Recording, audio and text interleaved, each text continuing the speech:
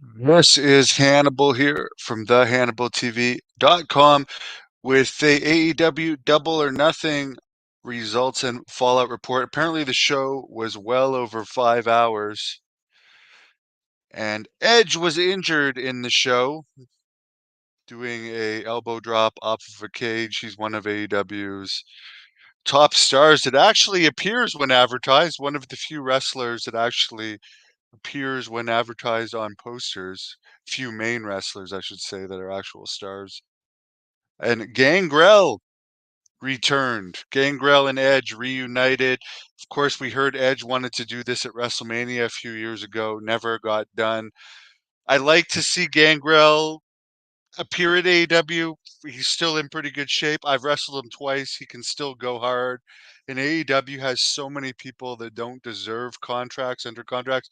I don't know if he's under contract or not, but there's so many people in that company that haven't paid any dues and have barely been trained and have contracts. It's nice to see someone that like really deserves some good paydays get hired. MJF apparently returned with an AEW tattoo on his calf. So obviously, I mean, Tony Khan said it in the post-show press conference.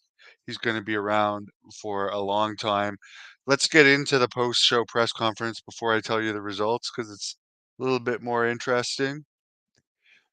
Apparently, as far as Mercedes Monet, who won the women's championship, as everyone expected, it was Tony Khan's idea, even though she'd been cleared since December, to not have her wrestling until almost the end of May.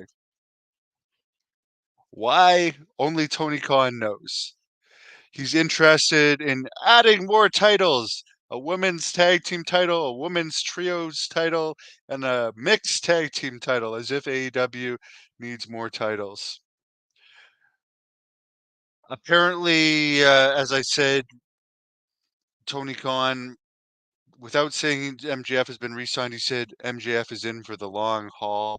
I don't think MJF would be pushed really as a top guy in WWE because he's not very tall, and they have people that are way, way more over than him. I'm not saying he's not talented or anything, but he'll have a better spot in AEW, and Tony Khan is willing to pay ridiculous amounts of money for wrestlers. He also talked about possibly coming to Japan. He says Forbidden Door will not be in Japan. It's not like it's a forbidden door anymore. He has pretty much all of New Japan's top stars under contract, and he prioritizes New Japan over AEW half the time. So it's hardly a forbidden door.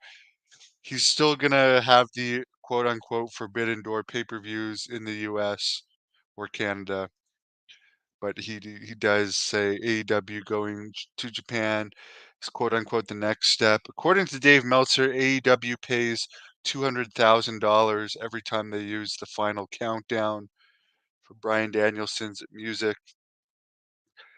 Warner Brothers Discovery lost their deal with NBA, which makes it more likely they'll re-sign AEW.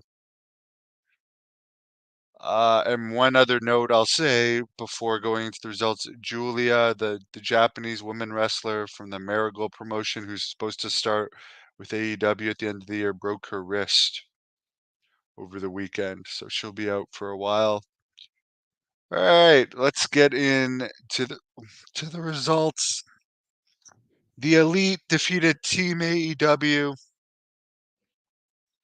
John Moxley defeated Takashita, who Takashita has been publicly complaining about working in AEW, and he's not over to mainstream fans. That's no surprise. Jericho defeated Hook and Shibata to retain the FTW title. Orange Cassidy defeated Trent Beretta. Tony Storm defeated Serena Deb. The Bang Bang Gang defeated Death Triangle. Will Ospreay defeated Roderick Strong to win the international title. I've heard a lot of people say, why was Roderick Strong ever a champion of anything? It's hardly over.